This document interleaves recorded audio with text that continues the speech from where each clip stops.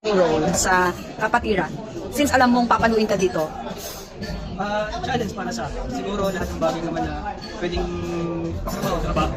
Bilang sa ganitong industriya, pinasok mo doon, kung may offer sa'yo, kung kaya mo naman, gawin mo. Kasi kung confident naman ako, siguro, magagampanan ko. Pero tingnan natin kung magagampanan ko lang. Magagampanan natin. Pero sa akin kasi may tiwala din makataas. Kasi ako, indirect bubuhay-ilitan. At the same time, gay Mayor Maverick na sabi nila, ayaw ko daw gawin yung role. So, hindi naman ibibigay sa akin yung role ko na daw bilang Domingo kung sa tingin nila gawin ko ba. So hindi ka natatakot? Hindi ako natatakot kung ano man yung role is role. Kahit anong role yan, grab tayo. Anong reaction mo? Like makakatrabaho ang TJ Falcon na sanay sa action. Pressure. Siguro may pressure ka sa lahat ng mga kasama ko dito. Siyempre, mga balikan na yung mga yan. Madami na rin mga experience na naman nila. Ibang role, ibang category kung ano yan. Pero para sa akin siguro, kasama din kami, pero nakaka-pressure. Pero iniisip ko na yun, sana magampanan ko. Kasi isip ko ayaw kumakain sa mga balikan na doon. Hindi yung mga makakasama ko dito sa ano, kasi isa ko sa magiging kasama ni Kaka-Excel ni Aris, which is si EJ nga. So, ang nanay ko dito si Miss Patricia Javier. So, yung balikan na yun, first time ko na makakatrabaho, pero gagawin natin yung best natin para mahuli. Parang ang mix, expect din natin yung mga mabukan din na, okay, kaya pala natin. Parang ang isang mix Molino ngayon na tuloy-tuloy sa acting. Hanggat kaya, kung may schedule, why not? Pero hinaano natin, kung may overlagay niya, why not kung naman natin. So, kasi yung acting, pero hindi naman tayo ginagawa yung foundation natin, yung foundation natin, hindi naman natin nakakalimutan yan. Yung mag-vlog din natin, hindi rin natin nakakalimutan. Nagdagdag lang tayo ng pwedeng pagkakalaan at saka syempre yung napupusuan mong gawin.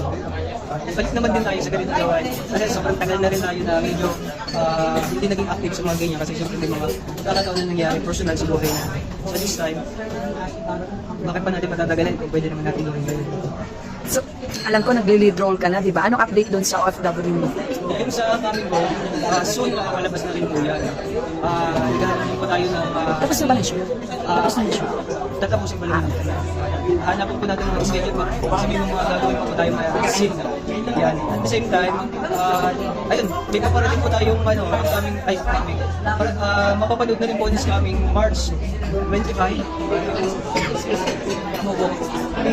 March 25 yung graduation day po namin sa ating si Elizabeth Ormesa at saka si Jerry Gonzalez. March 25 po yung mapapanood. Congratulations dun sa... Coming soon, mga puso mga makakalimutan. God bless po sa lahat. Once again, this is Mix Molino na nagsasabi. Happy na ang kayo naman. Ingat ka. Bless it. Bye! Ayan, it's another movie. So, how was it? Ano yung role mo rito sa kapatiran? So, yung nabasa ko lang, medyo nabasa ko lang yung script. Ayun ngayon lamang. Ako si Domingo dito sa kapatiran. So, isa ako sa mapapahirapan dito. So, sobrang nakaka-excite na challenging yung gagawin ko dito. First time ko din na gumawa ng ganitong at the same time. Enjoy naman tayo kasi sobrang proud din ako dahil yung director natin dito sobrang mabait tsaka at the same time magaling din kasama, magaling din yung director natin. On the spot minsan, pero talaga mag-pressure ka pero may isip mo na wow, kaya ko pala. Yun, sobrang nakaka-excite. Sana mas may gusto yung mga kapuso natin, mga mamics natin, mas malindsik sa lahat ng mga kabataan na naging aware sa mga ganitong brand. Yeah. From the word kapatiran, you know it's about fraternity. So ano yung impression mo with that? Is nakakatakot? Usually yung time na nag-aaral ako ng college, kaya ako sa college kasi naka-experience din ako na may mag-invite sa akin na mag-join sa ganyan. So wala akong idea kung ano yung gagawin kung ano yung mangyayari sa pag-join ko na yun. Pero inisip ko na lang, siguro mag-focus muna ako sa pag-aaral kasi hindi ko naman, sa personal ko naman, sa akin naman, hindi naman ako yung palaway na tao. Hindi naman yung tipong magulo yung buhay ko para, kasi iniisip ko pag sumali ka dyan, may times na pagpahama ka, although paghihirapan ka muna. Pero at the end, may sabi nila, may tutulong daw sa'yo, may makakasama ka kahit yung problema, mapa-mental, health mo, mapa-family, kung ano man yan, problema mo, matutulungan ka daw na mga yun. So hindi ko wala akong idea kasi sa mangyayari sa buhay mo, sa buhay ko, if ever man na maka-join ako sa ganitong plan. Pero this time kasi, parang makikita ko naman, makikita nyo naman kung ano magiging role natin dito, magagampanan ba natin kung hindi, pero nakaka-exit talaga siya. Makaliwan yung kapatid. Sana magsunod naman ako.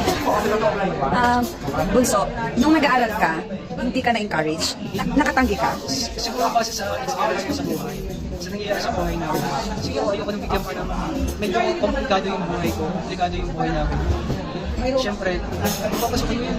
Hindi ko naman alam kung paano lalabasan yung bagay na yun. Pero that time kasi nung nag-aaral ako, mas pinukas ko yung pag-aaral ko kaysa sa mga ibang mga activities na nangyayari. Kasi dito, pagkatapos kasi ako ng mag-aaral, may future akong mapupuntahan. Pero kung pumasok mo na kasi sa ganung samahan, hindi mo alam ano yung pinasok mo, ano yung nangyayari mo, baka kalabas ka pa sa ganun nangyayari. Pero buti bunso, like, di ba pag ganyan in-encourage ka, tapos parang tumanggi ka, di ba parang hinahabol ka nila, like sasaktan, or di ba parang gawin? Hindi naman, nangyayari kasi kahit ulit-ulit sila, every time kasi nalalabas ako ng school, talagang lumalapit siya, talagang pinupush na kasi pagdating kayo sa mga kadaming pagkakasyon. Pero inanais yun. Kasi sa lahat ng mga pagkakataon, sa lahat ng bagay, pag nakipag-usap ka ng hinahol, magiging maalis yung magiging resulta. Pero kung nakipag-usap ka ng pabala, although sila medyo matatapang na yung mga ano, pero inanais ko yung